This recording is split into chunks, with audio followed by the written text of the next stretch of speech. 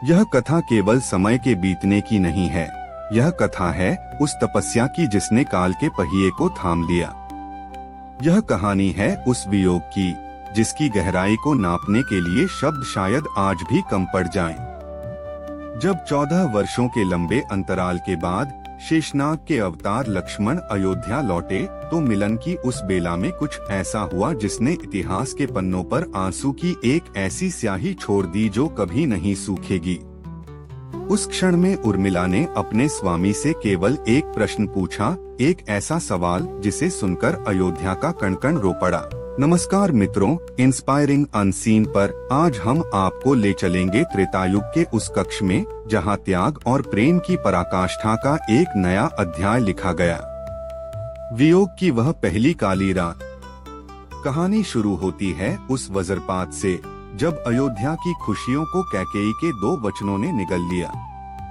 श्री राम वनवास को तैयार हुए, माता सीता ने अर्धांगिनी का धर्म चुना, लेकिन लक्ष्मण के लिए तो राम ही उनके संसार थे।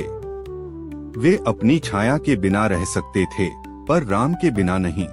जब लक्ष्मण ने वन जाने का निश्चय किया तब अयोध्या के एक कोने में एक नवविवाहिता के सपनों का महल ढह रहा था। देवी उर्मिला, जिनके हाथों की मेहंदी का रंग अभी गहरा ही था, जिनके पैरों के बिछिया की झंकार अभी नई थी, वे अपने कक्ष में पत्थर की मूरत बन गईं। जब लक्ष्मण विदा लेने आए तो उर्मिला ने कांपते हाथों से उनका धनुष संभाला। उन्होंने कहा, स्वामी मैं भी साथ चलूंगी, लेकिन लक्ष्मण ने जो कहा वह एक पत्नी के लिए मृत्यु से भी बदतर था। उन्होंने कहा, उर्मिले, मैं वहाँ पति बनकर नहीं, एक सेवक बनकर जा रहा हूँ। यदि तुम साथ रही तो मेरी सेवा में बाधा आएगी। तुम्हें यहाँ रहकर मेरे हिस्से का पुत्र धर्म निभाना होगा। जरा सोचिए उस स्त्री के हृदय पर क्या बीती होगी जिसने अपने प्रेम को इसलिए त्याग दिया ताकि उसके पति का सेवा धर्म कलंकित न हो।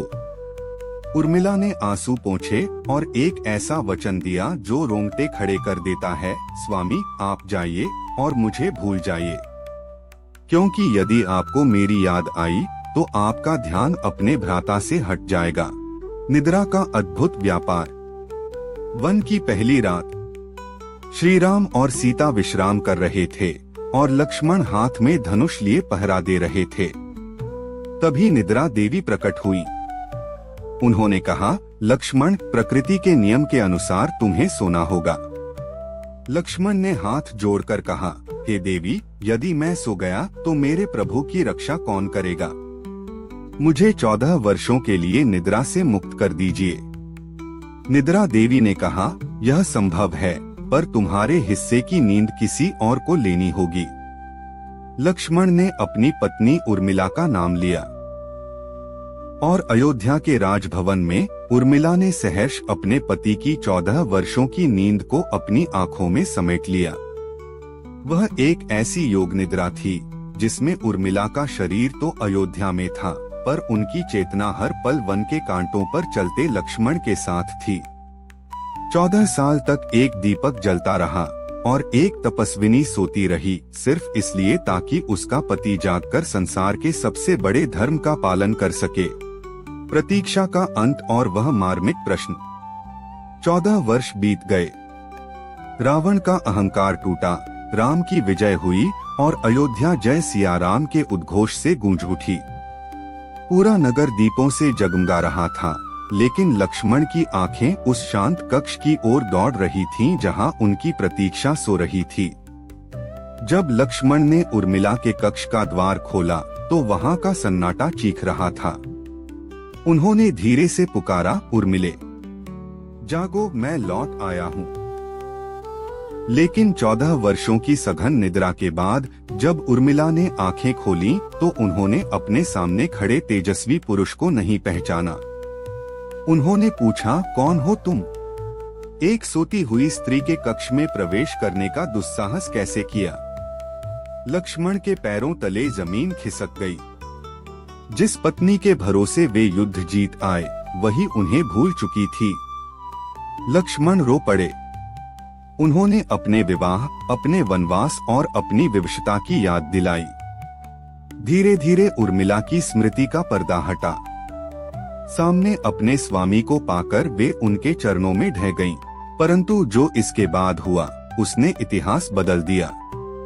उर्मिला उठीं, अपनी आंखों के आंसू सुखाए और लक्ष्मण की आंखों में झांककर वह प्रश्न पूछा जिसने मर्यादा पुरुषोत्तम राम को भी निशब्द कर दिया। उर्मिला ने पूछा, स्वामी कहिए, इन 14 वर्षों में मेरे राम भैया और सीता दीदी की सेवा में मेरी तपस्या के कारण कोई त्रुटि तो नहीं हुई? क्या मेरा त्याग आपके कर्तव्य के आड़े तो नहीं आया? इस एक प्रश्न में उर्मिला ने सिद्ध कर दिया कि उनका प्रेम स्वार्थी नहीं था। उन्होंने यह नहीं पूछा कि आप मेरे लिए क्या लाए या आपने मुझे याद किया या नहीं।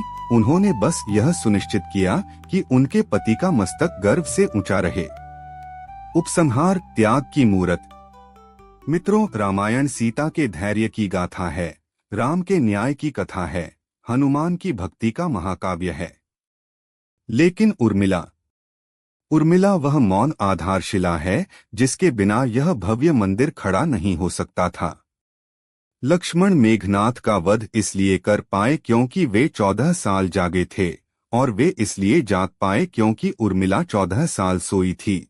देवी उर्मिला का यह त्याग हमें सिखाता है कि प्रेम केवल साथ रहने का नाम नहीं है। प्रेम नाम है दूसरे के अस्तित्व को पूर्ण करने के लिए खुद को मिटा देने का। अगर देवी उर्मिला की इस अनकही व्यथा ने आपके हृदय को छुआ है तो कमेंट्स में जय देवी उर्मिला और जय सियाराम लिखकर अपनी श्रद्धा अर्पित करें।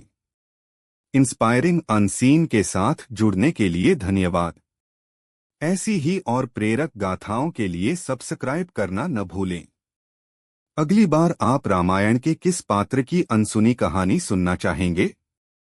हमें कमेंट में जरूर बताएं।